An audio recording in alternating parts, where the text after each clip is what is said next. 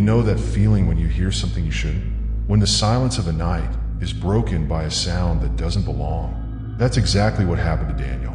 Daniel had just moved into a small, one-story house in a quiet neighborhood. It wasn't fancy, but it was cheap, and for someone living alone, it was perfect. Or so he thought. The house had a basement, small, damp, and unfinished. He didn't use it for much, just storage, old furniture, and boxes of things he never unpacked. The first time he went down there, he noticed the air was different. Heavy, almost like the basement was holding its breath. He shrugged it off. That was until the first night. He was lying in bed, half asleep, when he heard it. A sound so faint, he thought it was his imagination at first. It was soft, distant, and a muffled cry. A child's cry. His eyes snapped open. He lived alone. He didn't even have neighbors with kids. The sound faded before he could process it. Maybe he was just tired hearing things. But the next night, it happened again. This time, it was clearer, definite. A child sobbing softly. It was coming from below, the basement. Daniel sat up in bed, heart pounding. The rational part of him told him it was the pipes, the wind, an animal outside. But his gut knew better. He wasn't alone. Grabbing his phone, he turned on the flashlight and made his way toward the basement door. It stood at the end of the hallway, closed, just as he had left it. But now, standing in front of it, he hesitated. The crying had stopped. He slowly placed his hand on the doorknob. It was ice cold. Twisting it open, he peered into the darkness. The basement stairs descended into a void, his flashlight barely cutting through the thick blackness. He took a deep breath and stepped down. The air was colder here, thick with dampness. His footsteps echoed, the wooden stairs creaking beneath his weight. At the bottom, he swept his flashlight across the room. Nothing, just boxes, an old chair, and a dusty workbench. No windows, no way for sound to carry in. But the feeling in his gut didn't leave. He turned to go back up, and then the crying started again. Right behind him, Daniel spun around, his heart slamming against his ribs. But the room was empty. The cries grew louder, no longer distant, no longer muffled. It was as if a child was standing right in front of him, wailing in despair. His flashlight flickered. Daniel stumbled backward, breath quickening. He didn't believe in ghosts. He didn't believe in hauntings. But at that moment, none of that mattered. He needed to leave. Scrambling up the stairs, he slammed the basement door shut and locked it. He stood there, pressing his back against the wood, his chest rising and falling in panicked gasps. Silence. For the next few days, Daniel refused to go near the basement. He convinced himself it was just his mind playing tricks. But as the nights passed, the crying became more frequent, and worse, it was moving. At first, it stayed in the basement. Then, he heard it from the other side of the basement door. Then it was in the hallway. By the fifth night, Daniel couldn't take it anymore. He had to do something. Desperate, he searched for the house's history. The place had been abandoned for years before he bought it. But before that, a family had lived here. A man, his wife, and their little boy. One night, the boy went missing. The parents searched everywhere, but he was never found. Eventually, they moved away, broken. No one knew what had happened to him. But Daniel had a horrifying thought. What if the boy never left? That night, he sat outside the basement door, hands trembling. "What do you want?" he whispered. The house held its breath. Then a whisper, barely audible. "Help me." Daniel's blood ran cold. He had to go down there. He had to see. Armed with his flashlight, he descended the stairs once more. The second he reached the bottom, the door above slammed shut on its own. His flashlight flickered. The air grew heavy. Then he saw it. In the corner of the basement, barely visible, was a small, hunched figure. A little boy. His clothes were tattered, his hair matted. His eyes, hollow, sunken, locked onto Daniel's. He didn't move. He just stared. Daniel opened his mouth to speak. But before he could, the boy let out a shriek, a soul-piercing, agonizing scream that shattered the silence. And then, the ground beneath him gave way. Daniel fell, down into darkness. When he hit the bottom, pain exploded through his body. He groaned, trying to move, but something was wrong. He was in a small, dirt-covered space. The walls pressed against him, suffocatingly close. A crawl space beneath the basement, and then he saw them. Bones. Small, fragile bones buried beneath the dirt. Daniel's breath caught in his throat. This was it. This was where the boy had been all along. A cold hand wrapped around his ankle. Daniel screamed, clawing at the dirt, desperate to climb out. He could feel the small fingers tightening, pulling him down. With every ounce of strength, he kicked, scrambling toward the opening above. He grabbed onto the edge and pulled himself up, his fingers digging into the floor. As he climbed out, he chanced one last glance down. The boy was still there, watching, waiting. Daniel didn't stay to see what happened next. He bolted up the stairs, out of the basement, and never looked back. The next day, he called the authorities. They excavated the basement and found the truth. The remains of a boy who had been buried alive. They never found out who did it, but one thing was clear. The cries Daniel heard weren't just ghostly whispers. They were real, and they had been calling out for help for years. Some houses creak at night. That's normal, but what if the sounds aren't random? What if they're deliberate? What if something is waiting beneath the stairs?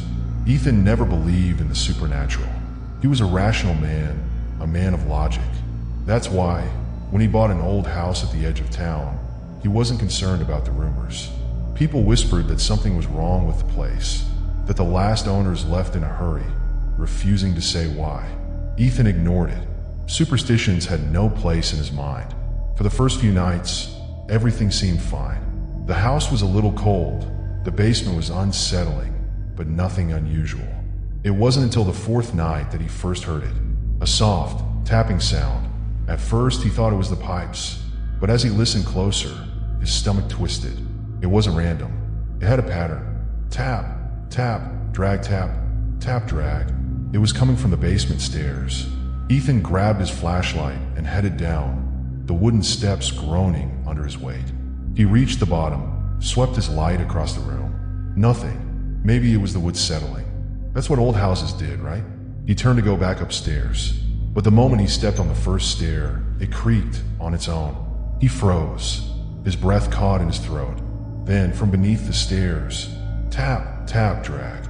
Ethan bolted up the stairs, slammed the basement door shut, and locked it. He stood there, heart pounding, trying to convince himself it was just his imagination. But deep down, he knew he wasn't alone. The next night, it happened again. Tap, tap, drag, tap, tap, drag. Ethan sat in bed, clutching his blanket, willing the noise to stop. It didn't. It only grew louder. The worst part? It didn't just stay in the basement. The sound moved. He could hear it shifting, climbing, reaching the first floor.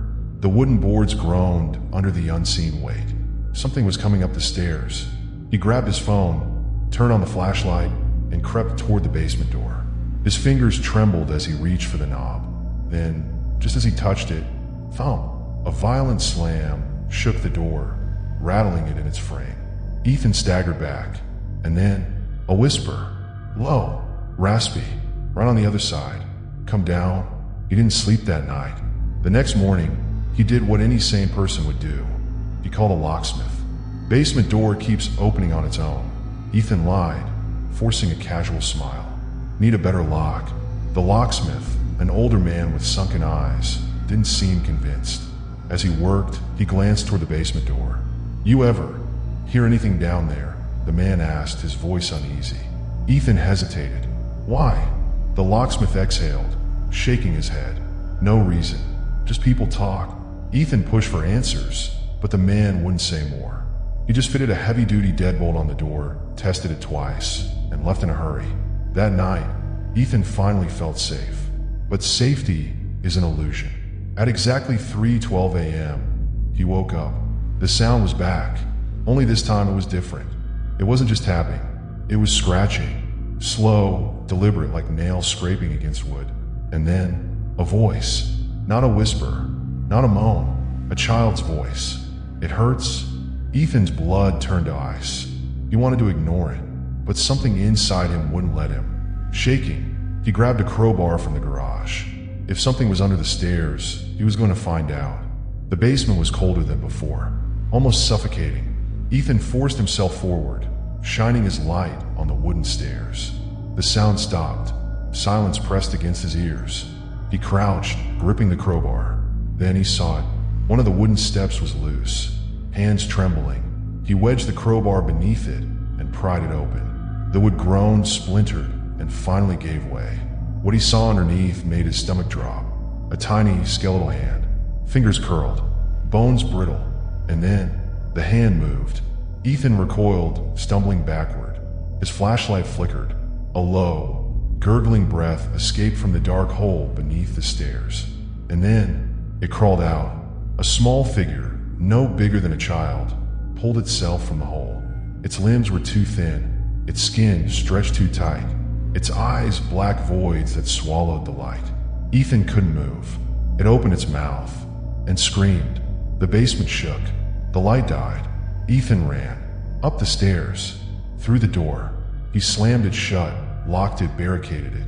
And then silence. No scratching, no whispering, nothing. For the rest of the night, Ethan sat against the door, crowbar clenched in his hands, heart hammering against his ribs. He didn't dare move until morning. The next day, he left the house. He didn't pack. He didn't look back. The house still stands today. The basement door still locked, the stairs still creaking at night. But the sounds never stopped. And if you ever find yourself near that old house, late at night, listen carefully. Because if you hear tap, tap, drag, it knows you're listening, and it's waiting for you to come down. Some places aren't meant to be explored. Some doors should never be opened. Liam never liked basements. There was something unnatural about them. The stale air, the suffocating darkness, the way they always felt colder than the rest of the house. When he and his wife, Claire, moved into their new home, he was relieved that they never had a reason to go down there.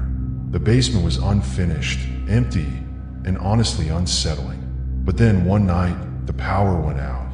Claire was asleep, and Liam, trying not to wake her, grabbed his phone and went to check the breaker. The basement door groaned as he pushed it open, revealing the narrow wooden staircase leading into pitch-black nothingness. The air hit him first, damp, heavy, wrong. Something in his gut told him not to go down. But the lights needed fixing.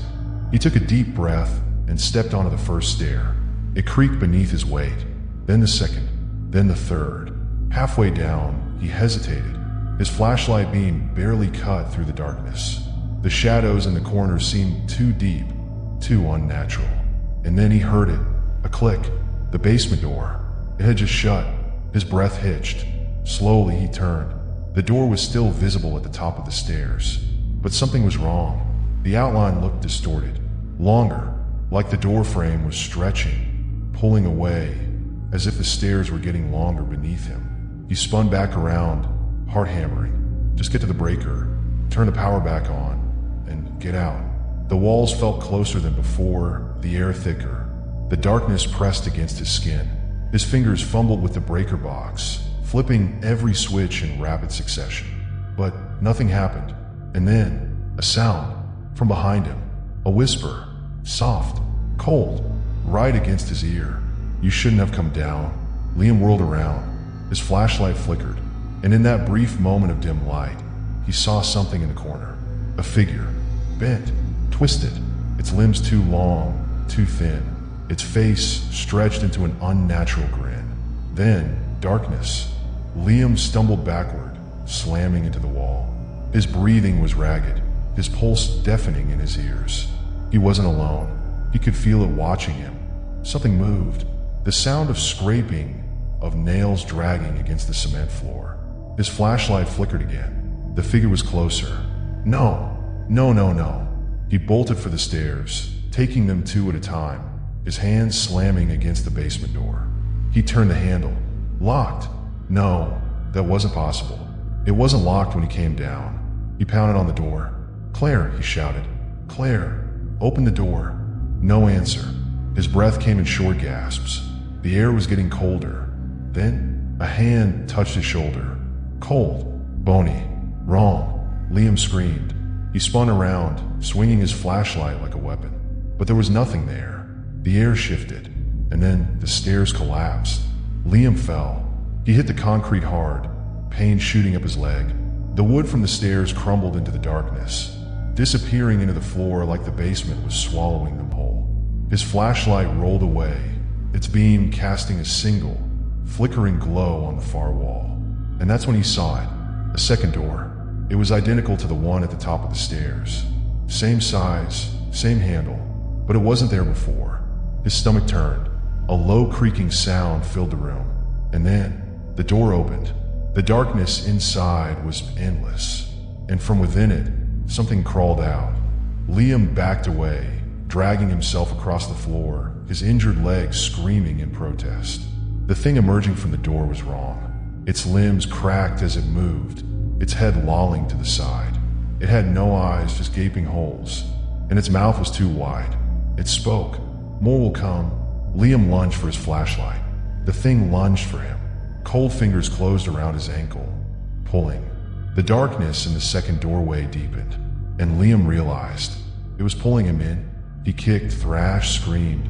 He dug his nails into the concrete, desperate. The door was closing. No, no, no. Summoning all his strength, he twisted, grabbing the edge of the basement door frame. For a moment, the thing let go, and Liam lunged forward. His fingers closed around the basement doorknob, yanking it with everything he had. It opened. He tumbled forward, crashing onto the wooden floor of the hallway. The moment his body left the basement, the door slammed shut behind him. Silence. Liam lay there, shaking, his breath ragged. He turned, staring at the door. It looked normal, as if nothing had happened. His heart pounded against his ribs. Then, slowly, the doorknob twisted. Something on the other side was still trying to get out. Liam scrambled back, grabbing a chair, shoving it against the door. And then he ran, out of the house, into the street. He never went back. The house still stands. The basement door remains shut. But sometimes, if you listen closely, beneath the floorboards, you'll hear scraping. And if you ever open that door, be careful, because you might not be able to leave. Some shadows move when they shouldn't. Some things exist where they don't belong. And sometimes you realize too late that you were never alone. Ethan never feared the basement. He grew up in the house, running up and down the wooden stairs, playing in the musty darkness without a second thought. To him, it was just a storage space, a place where old furniture, forgotten holiday decorations, and broken appliances went to gather dust. But that changed when his parents passed away. Now, the house belonged to him, and for the first time, the basement felt different. Wrong. It started with a sound, a faint scratching noise like something dragging against the floor. At first, Ethan dismissed it. Probably mice. Maybe the old water heater. Houses made noises. That was normal. But then, things began moving. A chair he swore had been against the wall was now in the center of the room. The stack of boxes near the furnace knocked over. And then, the light. The single, weak basement bulb would flicker whenever he walked down. The closer he got to the far corner, the more it dimmed, as if something was standing there, blocking the light. He told himself it was just paranoia, just a trick of the mind, until the night he saw it. 2:43 a.m. A loud thump echoed from below. Ethan sat up in bed, heart racing. He held his breath, listening. Silence, but then scraping.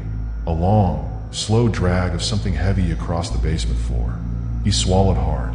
It was probably just something shifting, an old shelf tilting under its weight.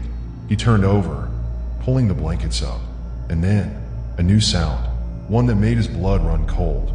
Breathing, not his own, something else. Slow, ragged, wet. Ethan squeezed his eyes shut, willing himself to ignore it. But then, the basement door creaked open. He sat up so fast his vision swam. The door should have been locked. He locked it, heart hammering. He grabbed his phone and turned on the flashlight. The hallway was empty, but the basement door was wide open. A breath hitched in his throat. Something moved at the bottom of the stairs. He couldn't see it, but he knew it was there. A shape, a shadow, a presence, and then a whisper. Come down. Ethan's body went cold. The voice wasn't deep. It wasn't human. It was low, hollow, twisted, like it had been waiting. The air in the house suddenly felt thick, suffocating. The walls seemed to close in. His phone's flashlight flickered, and then the basement light turned on. By itself, the bulb buzzed, casting a sickly yellow glow over the concrete floor. and in the farthest corner, something crouched. At first, he thought it was just a shadow, but then it moved. The shape shifted, slowly straightening, unfolding. Ethan's throat tightened. It was wrong. Its limbs were too long. Its fingers dragged against the floor. Its head tilted unnaturally to one side. And its eyes, there weren't any, just two gaping holes in its face. And yet, Ethan knew it was staring at him, watching, waiting. The thing took a step forward, its bare feet slapping against the concrete. Ethan staggered back. His mind screamed, "Move, run, get out," but his body wouldn't listen. The thing in the corner tilted its head, and then it smiled, a grin that stretched too wide, and then it spoke. "You finally saw me." A choked breath left Ethan's throat. No. This wasn't happening. His legs finally obeyed, and he bolted. He ran for the basement door, and it slammed shut in his face. The thing behind him laughed, a wet, rattling sound that made his skin crawl. He pounded on the door, screaming, but the wood wouldn't budge. Then the light flickered again, and he felt it, breath, right against his neck. Tears burned in his eyes. A cold, clawed hand brushed his shoulder, and then the whisper came again. "You should have left the basement alone." The light went out. The last thing Ethan felt was something pulling him back. Ethan's house is still there. His car is still in the driveway, but Ethan isn't. His friends and family reported him missing. The police searched every room, every closet, but they never checked the basement because the door was locked from the inside. And deep beneath the house, in the farthest, darkest corner, there's a shape, a shadow, something waiting. And if you ever step too close, you might see it smile,